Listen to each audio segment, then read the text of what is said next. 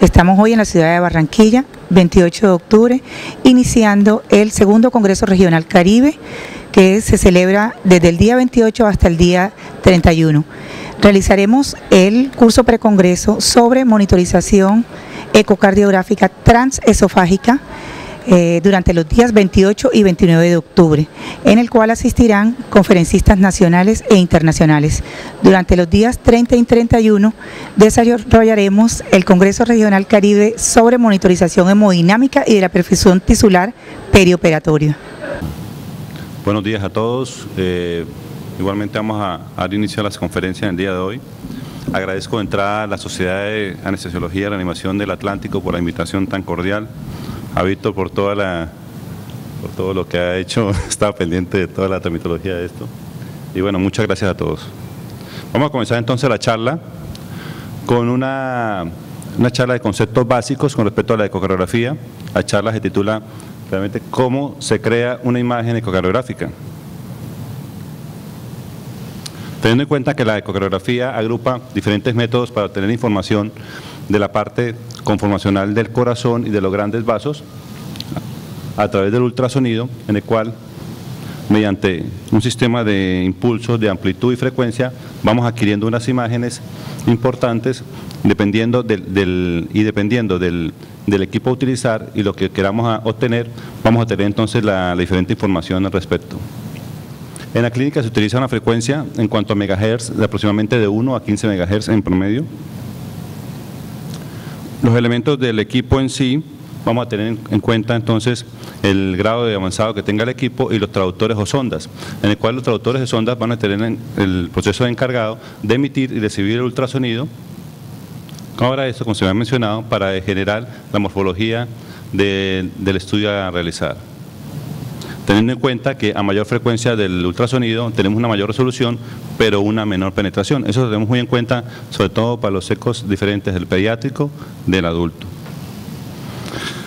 Sabiendo que los impulsos de ultrasonido se van generando en forma lineal y de la misma forma se obtienen esos datos, dependiendo del resultado que nosotros queramos, vamos a tener entonces diferentes elementos, como es el modo M, el 2D, el bidimensional, el 3D tridimensional y los Doppler pulsado, continuo, color y tisular, que más adelante iremos viendo poco a poco.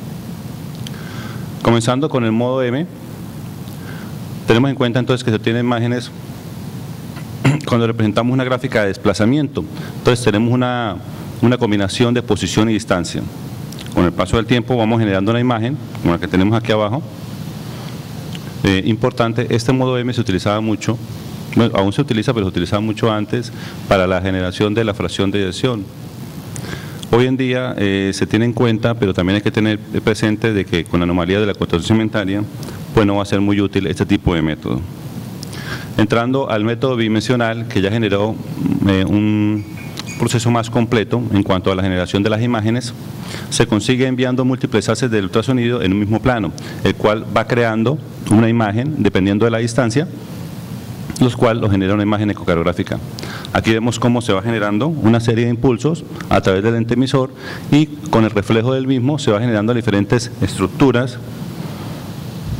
que poco a poco se van a través del traductor o a través del traductor del computador o del aparato, se va creando la imagen bidimensional. Otra parte utilizada mucho dentro de la parte básica es el contraste. En primera instancia utilizó un medio de contraste con solución salina. El problema que tenía la solución salina es que no pasaba la parte pulmonar o el plejo pulmonar, razón por la cual hubo mejoría al respecto.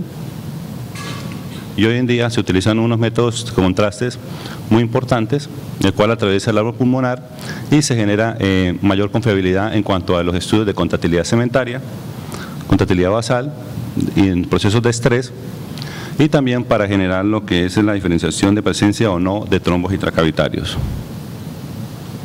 ¿No podemos bajar un poquito la luz aquí?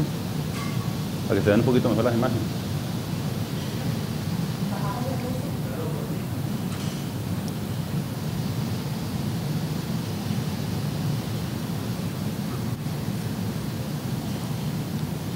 Dentro del ajuste del equipo que tengamos, vamos a utilizar vamos a tener en cuenta varios parámetros para mejorar todo lo que es la información en cuanto a la formación de la imagen, teniendo en cuenta la ganancia regional, la frecuencia, la amplitud del sector, los armónicos, hoy en día muy importantes, la compresión y la imagen y lo que se está generando como es la imagen de flujo Doppler. En cuanto a la ganancia, tenemos la ganancia que regula el tiempo de vibración del cristal, o sea, a mayor vibración, mayor energía emitida y mayor intensidad de la señal. También tenemos en cuenta de que si tenemos mucha ganancia puesta, vamos a tener solamente reflejos de una imagen no muy nítida, del cual tenemos que tener presente, adecuarla dependiendo de la profundidad que nosotros queramos obtener. La ganancia regional es lo que acabo de decir, en la cual se tiene en cuenta la ganancia regional que sea menor en lo que son a los parámetros o los tejidos más cercanos y que sea mayor en cuanto a los tejidos más distales. Esto genera pues una conformación de una imagen un poco más exacta. La frecuencia estamos hablando de la emisión de ultrasonido relacionado en dos propiedades, la representación del sonido y la resolución de los ecos. La amplitud del sector, pues tenemos en cuenta que nosotros podemos manejar lo que es la amplitud, el cual se genera que tenemos mayor amplitud, acá vamos a tener una resolución mucho menor, porque lo que es el traslado horizontal va a ser mucho más amplio. En cuanto tenemos un hallazgo del sector un poco más disminuido, vamos a tener una figura un poco más exacta, un poco más de mejor resolución. La profundidad, el ajuste de la profundidad tiene finalidades orientándose en el espacio y ajustar el tamaño del sector explorativo, lo que es una región de interés exactamente. Del tamaño del sector depende la velocidad del barrido, o lo que es el frame rate, y la densidad de las líneas, por eso vamos a tener una resolución espacial y temporal. Otros parámetros importantes dentro del equipo está el foco y el zoom. El foco en el cual pues tenemos la visualización exacta de la parte que queremos analizar, junto con el zoom, y el foco también nos permite manejar lo que es la muestra de la propiedad de la muestra que queramos analizar en cuanto al Doppler. Los armónicos muy importantes hoy en día, porque son sistemas en los cuales son depurativos de lo que se quiere o que lo que obtiene en cuanto al ultrasonido, evitando unos ecos dispersos y mejorando lo que es la imagen en sí.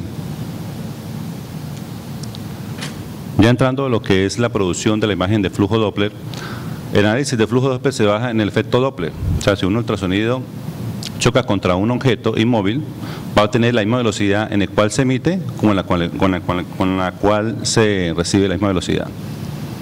Aquí tenemos una muestra en cual cuando las partículas están de manera inmóvil, aquí tenemos una muestra en la cual las partículas están alejándose del objeto emisor, tenemos un choque de las ondas en el cual va a ser un poco más lento.